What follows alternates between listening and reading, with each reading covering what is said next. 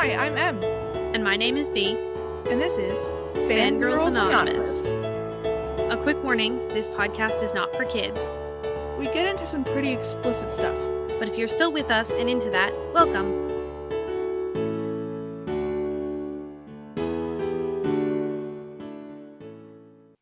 Bea! M! How's it going? I am doing great. How about yourself? I'm good.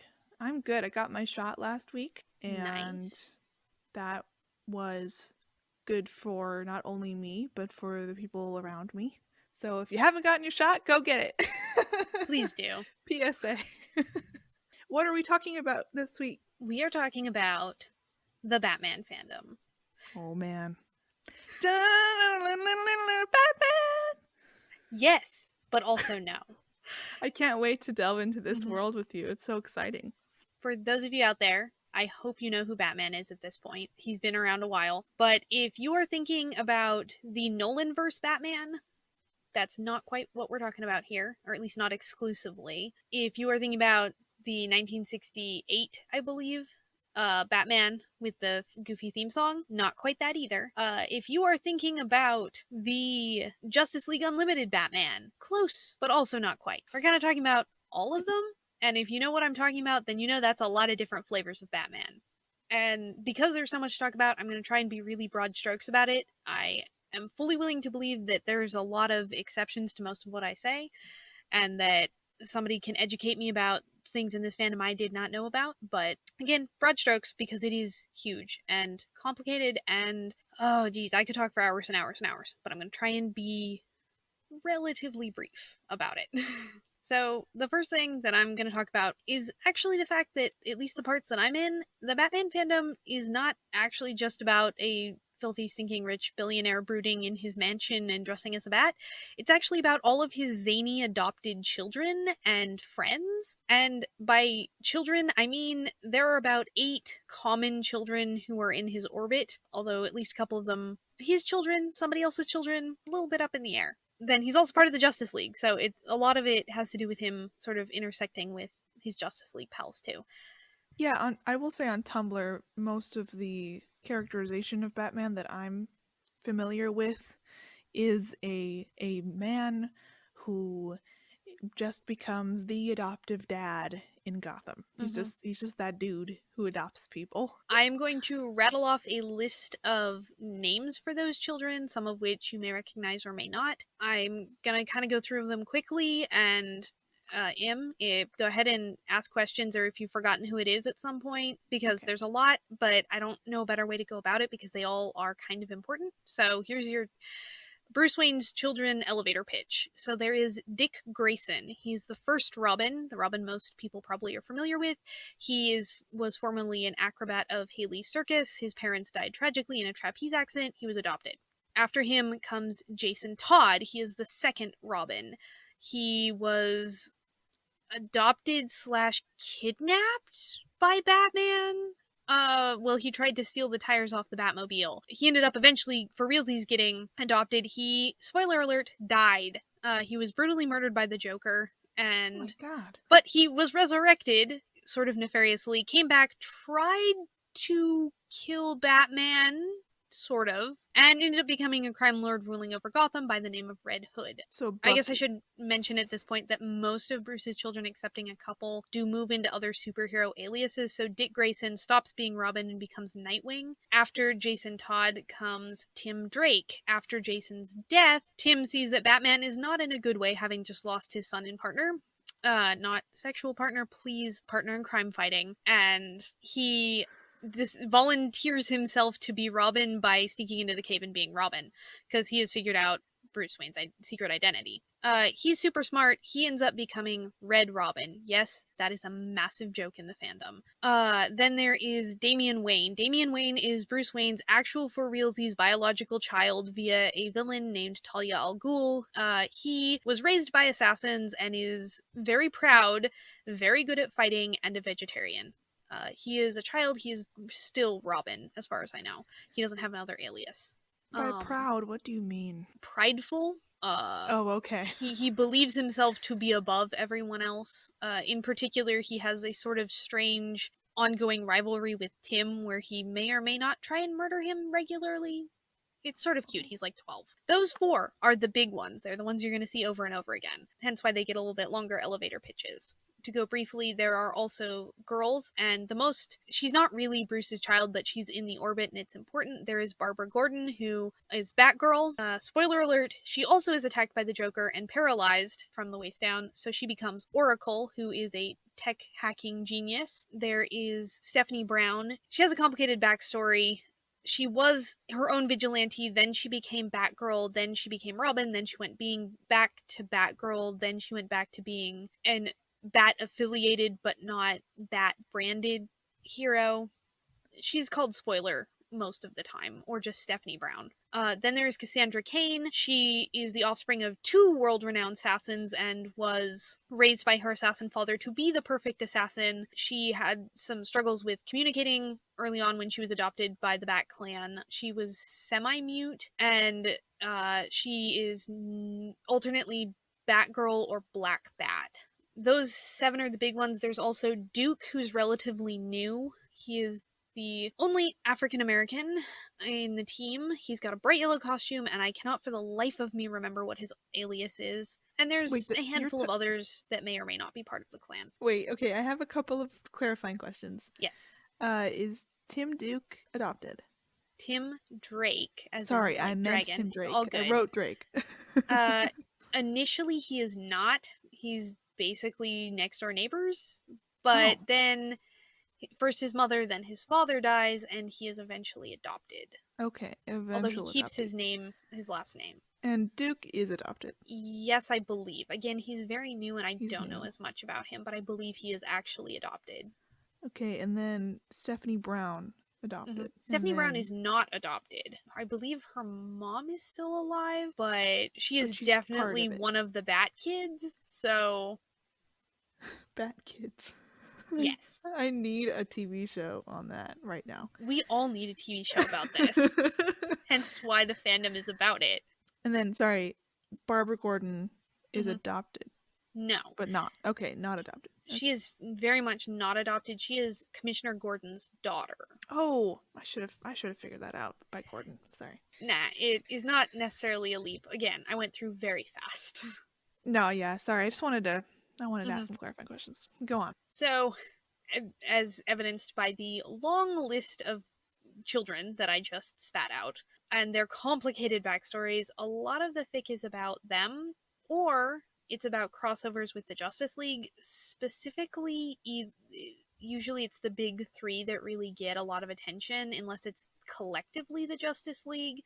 And by the big 3, I mean it's Batman, Superman, and Wonder Woman. And I would say that Batman and Superman kind of get mixed together as far as playing around with canon the most. So it's sort of a crossover, I guess. And to further complicate things, as though it were not complicated enough, with the extremely large branching interconnected storylines of all these different characters, there's a thing in the comics called crises. So for those of you who are familiar with Marvel Comics, you will recognize that Marvel Comics is, within reason, more or less a continuous storyline. So something that somebody wrote in the 80s, it can still be, with some caveats, considered canon and therefore able to be worked into a backstory to a modern comic arc that they are doing. This can cause some problems because people say contradictory things in different storylines, and sometimes you write yourself into a corner. So Marvel does retconning. A really famous example is in X-Men, they killed off Jean Grey, but then in a later issue they brought her back. So they retconned her death. Well, DC looked at its hot mess of storylines and went, we're not doing that. We are not going to try and make it particularly connected. There's going to reach a certain point where audiences are going to be too confused and they're not going to want to invest. So what we're going to do is we are going to start from the bottom up. We are going to have some kind of crisis event, destroy the universe, and then start new runs of everything starting from the beginning. So you have several different issues and runs that can have the same origin story. Or you can more popularly have different runs where you start a storyline assuming that the origin story is the same, but none of the other narrative really counts and you get to do something new. And depending on what crisis it is, the different universes that are built from a crisis are called different things. There was one in the early odds called the New 52, and I cannot remember what our current one is. They are not supposed to happen super often, but we've had two, to my knowledge, in the past 20 years. I'm sorry. Can I just ask a Yes. clarifying question? Okay. So, when you're talking about these crises, it's a way for the people who are creating the comics to kind of start a new line of comics, right? Yeah, it's Oh, basically okay. a universe reset button.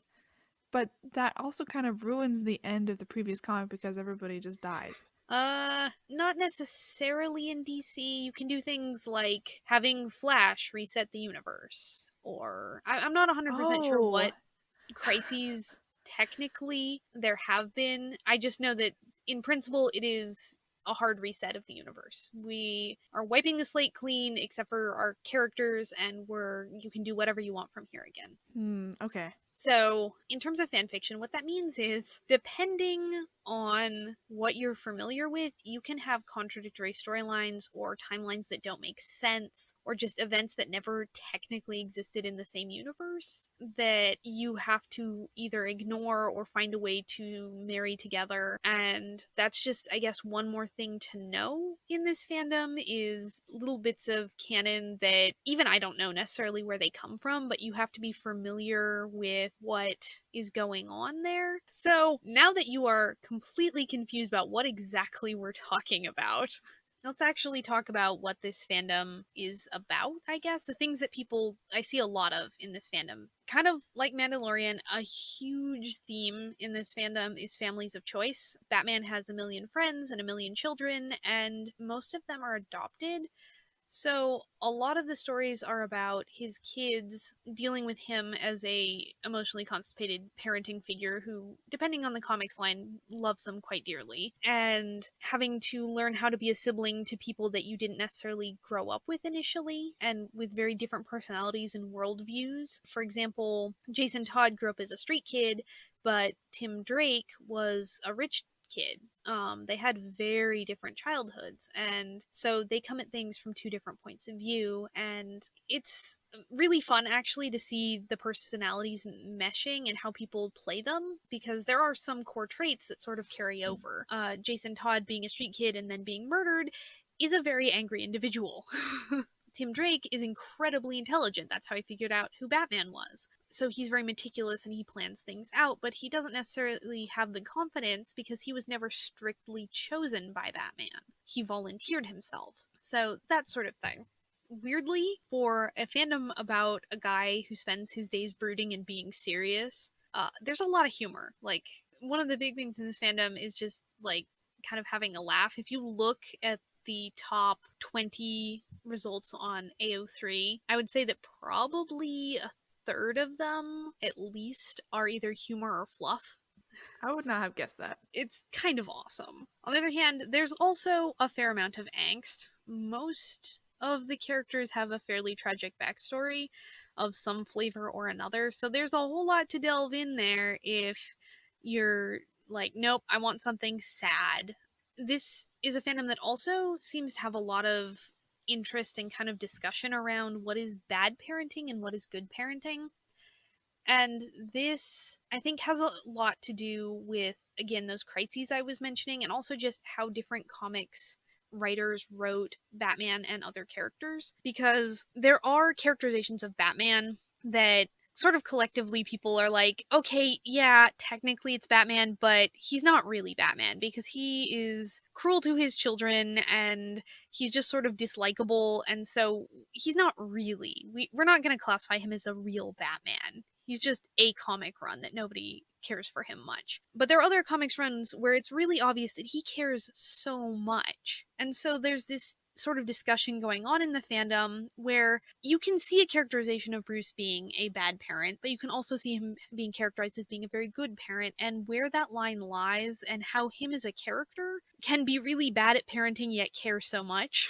It's fun, and he also has certain foils within DC, such as Green Arrow, who also has adopted a couple of child sidekicks. And sometimes Oliver Queen is a really great parental figure, and sometimes he's really, really not.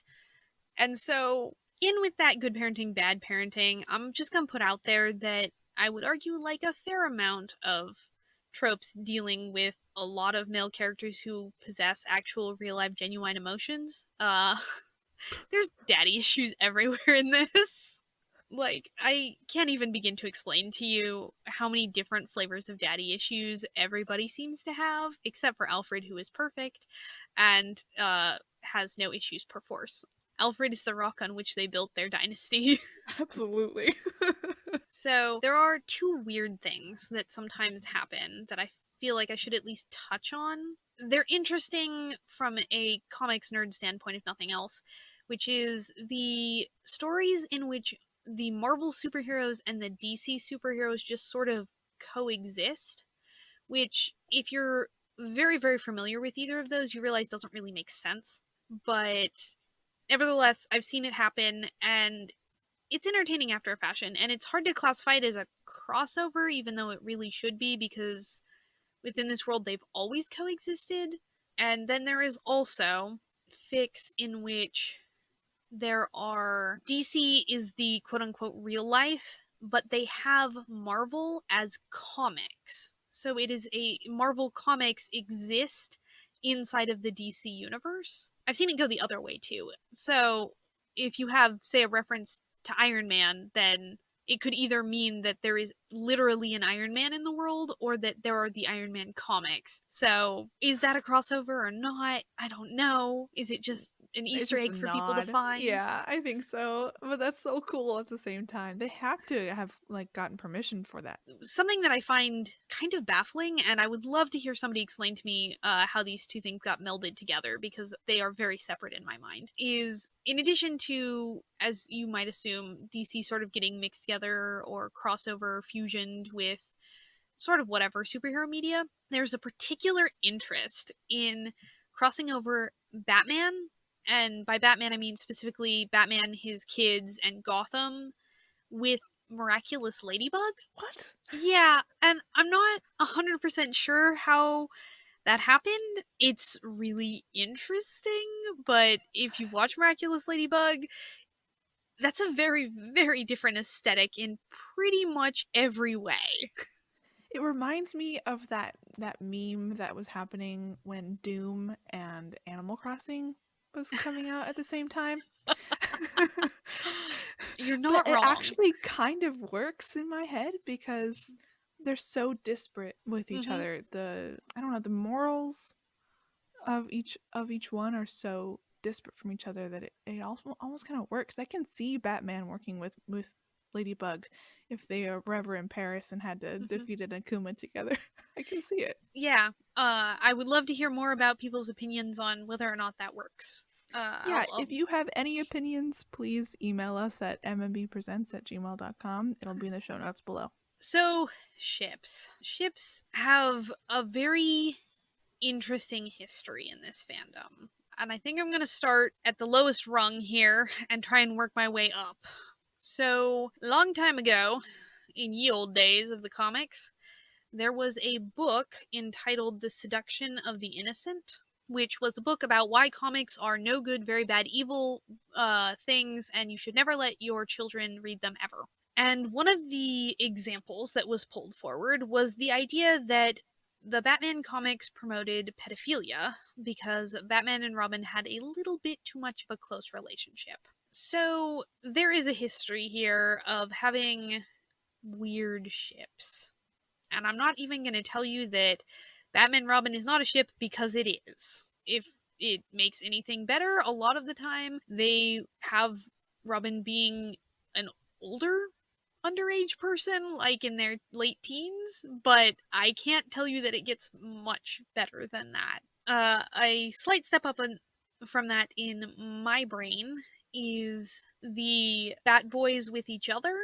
This one has obviously got some incestuous vibes to it, because technically they're all adopted brothers, but also technically they're all adopted brothers, so there's no familial connection. It's actually quite popular to ship various bat boys with each other. I don't have a huge problem with it, mainly because for the most part, the shipping happens between roughly adult-aged characters, and they're roughly contemporary in age. So, at the end of the day, I don't have a horse to sit on here. After that comes Batman and Joker, which I will freely admit is not a ship that I particularly enjoy, so I'm not well versed in it. But it's darker, is how I would characterize it. There's a lot of power play and imbalance. I've pretty much never seen anybody try to clean up the Joker for the ship. They're just like, no, he's still crazy and still a killer, but the weird homoerotic dance that him and Batman do, yeah, that's not subtext anymore.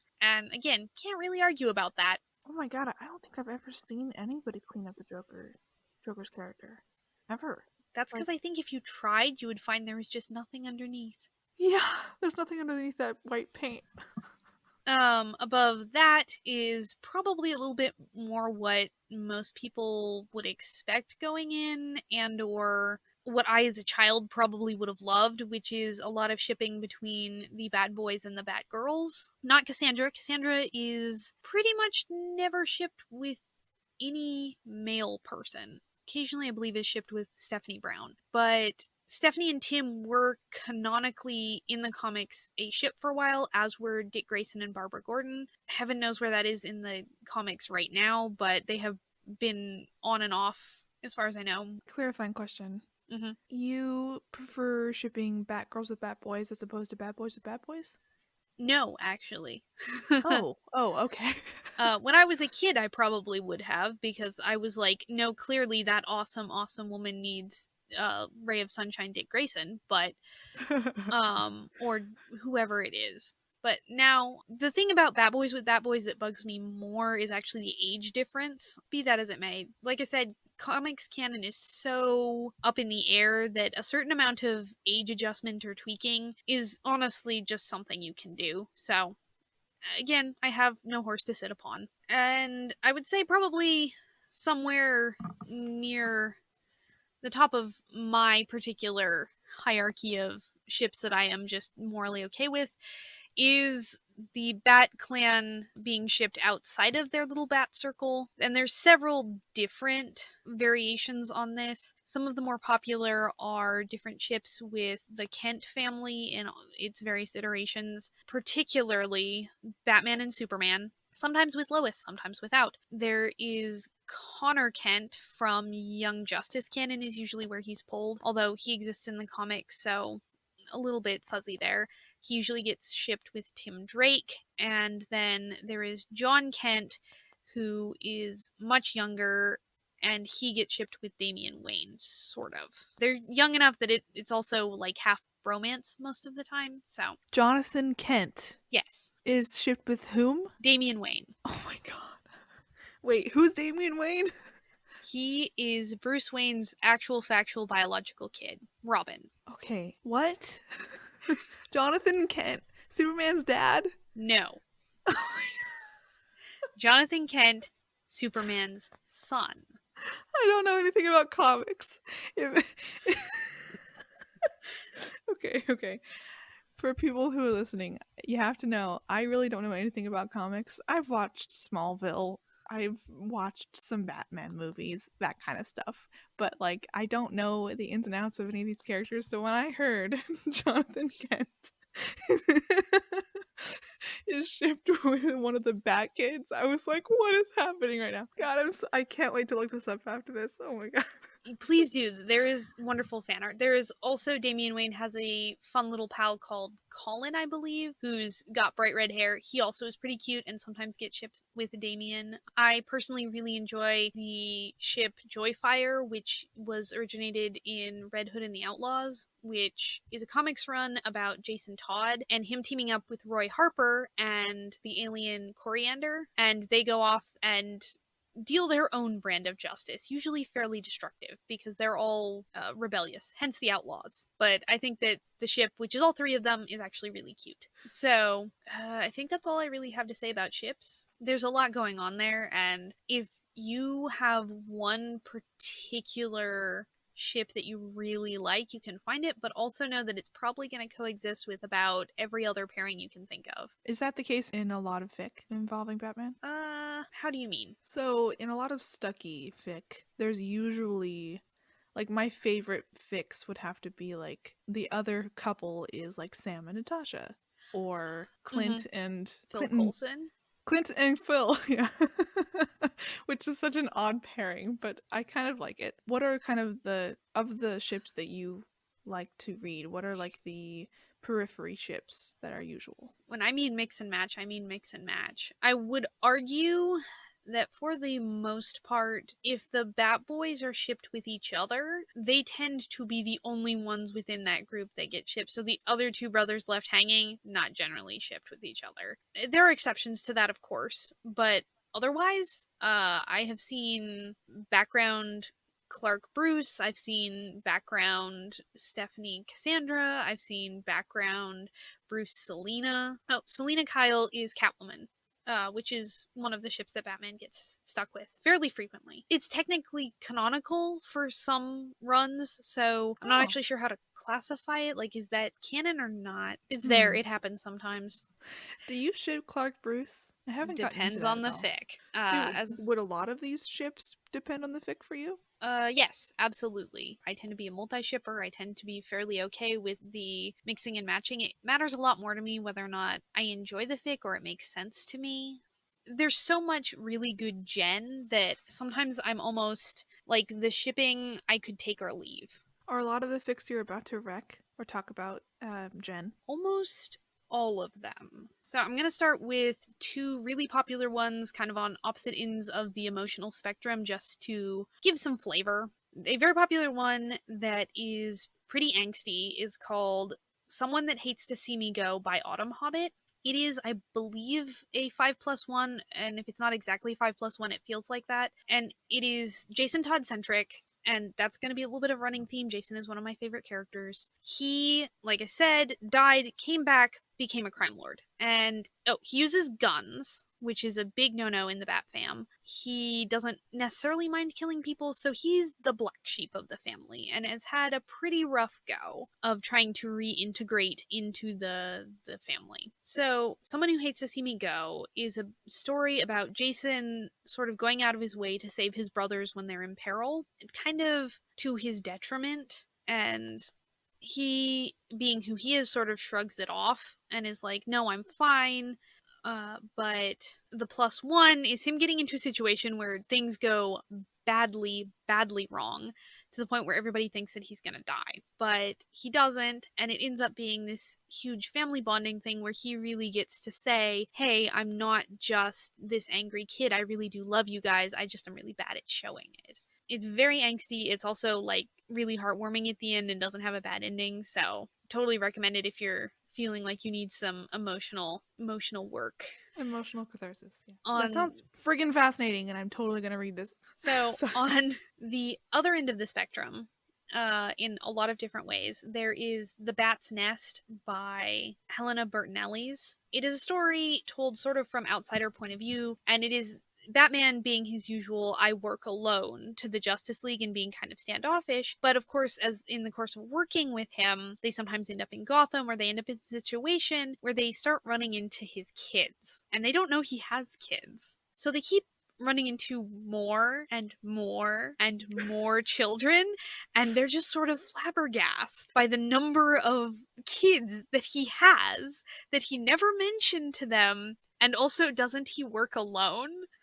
And it ends up with all of the kids being like, in particular Dick Grayson, who kind of, he really is a ray of sunshine. He's wants to be everybody's friend. He sort of ends up inviting the Justice League over to meet everybody in the family, and they're just like, what happened? How did we get here? Why are there so many of you? It's hilarious. And it's a relatively good way to sort of really conceptualize just how many kids there are in this family to keep track of. Well, that also sounds really cute, and both of those sound like there's kind of a reason why they're popular.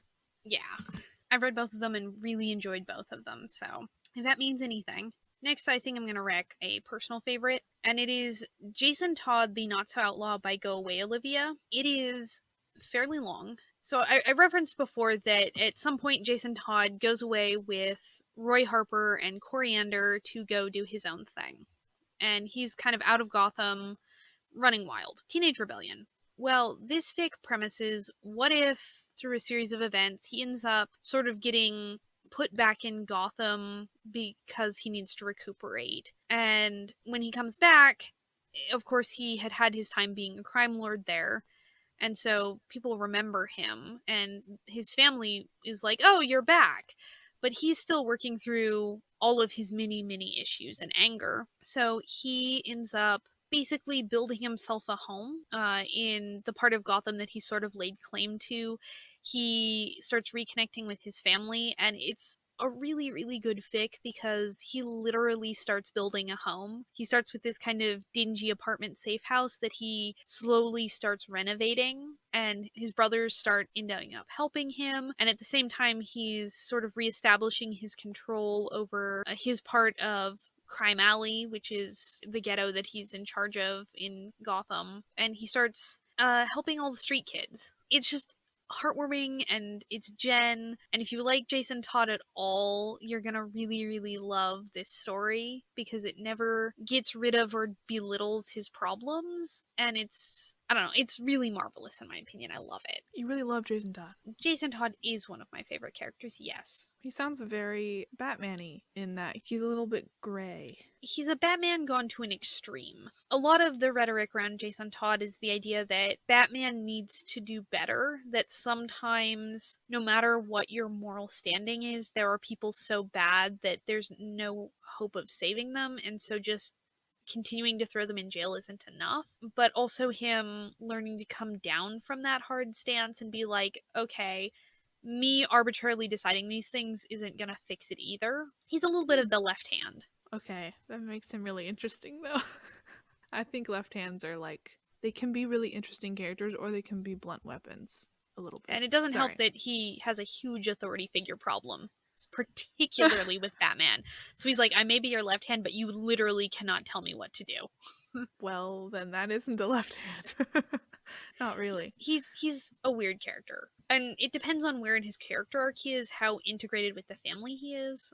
Gotcha. Alright, so the next one I want to rec is an AU, and it is weird.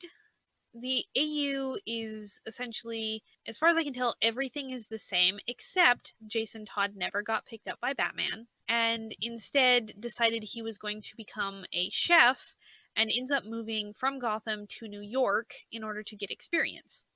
This ends up being sort of humorous because when bad things happen in New York, like supervillain attacks, everybody else sort of freaks out because they're not used to supervillains and heroes brawling in the streets, because this is not Marvel's New York, this is DC's New York. And Jason, who is from Gotham, where this just happens all the time, is more or less unfazed. And so he ends up in this extremely awkward situation where he's just sort of irritated with the whole business and sort of flipping the bird at people trying to destroy the front half of the restaurant he works at. And everybody else in the city thinks that he's incredibly brave and was staying calm in a crisis, and he just isn't entirely sure what to do with that. Especially because, in this case, Red Robin, who was actually doing the fighting, is like, why are you like this? And he's like, I'm from Gotham. And Red Robin has this moment of, proceed. That's so cool. This one just made me smile a lot, so I had to share it. And then there's a really strange one. I guess it's AU by default, but it's canon divergent by default. It's not really AU. It's called Correlation and Causation by, I'm very sorry if I butcher this, Tena Lethia, and it is, I am fairly certain, based on a Tumblr idea, but it is extremely well executed and should just be read for the craftsmanship in and of itself. And the idea is that Stephanie Brown is taking a statistics class at her college, and she ends up dragging, I believe, Jason Todd along with her. And as an introductory assignment to their new lesson, the teacher pulls up a graph which shows the number of times Batman has been injured and the number of times that Bruce Wayne goes on vacation. To illustrate the idea that correlation is not causation. At which point, both of the bad kids have a very, very terrified moment before the college class starts debating other theories to which they feed. And about halfway through, they start filming. So the fic is done in two parts. The first is just them in the classroom, and the second one reads sort of like a watch the show fic, where they are now showing what just happened to the rest of the Bat family, and you get their reactions. And it is laugh out loud hilarious, because the number of theories that get put out there, like maybe Bruce Wayne is funding Batman, maybe Bruce Wayne and Batman are lovers. Just the number of things is hilarious. Well worth the read. I need that in my life right now. I think I'm going to rec one more of my favorites. So this one is not funny as such. It's called The City Carries Ruins in Its Heart by Nex at Nox. And I'm just going to put this out there to confuse all of you, because it confused me. It is not This City Bleeds Its Aching Heart by Renee. That is an Avengers fandom fic. This is The City Carries Ruins in Its Heart. It's another outsider point of view fic. It's from the point of view of Commissioner Gordon, and he is meeting the Red Hood over a period of time. And the Red Hood wears a red hood over his head. And he has a voice changer, and he's very intimidating. He's very tall and broad. And it's Commissioner Gordon slowly coming to the realization that the Red Hood, who is more a criminal than a vigilante and is rough and is angry, used to be Robin. And it used to be a Robin that was this bright, charming kid who really cared, and just he wanted so very much to help. And so it's him realizing that they're the same person, and this sort of gut punch of reaction from him, where he's like, what even could possibly, like, you died and then you became this. And it's really, really well done. If you need angst in your life, this is premium. Choice angst. Mm-hmm. Grade A angst. There really should be a grade for like fluff or angst or hurt comfort or something. I don't know. That'd be so fun. All of those are fascinating, actually. Like, I was coming in here not really expecting to be like super interested in the whole like fic surrounding Batman, because there's just so much to read about Batman. Like, what could fic writers possibly do? But I love all of these ideas.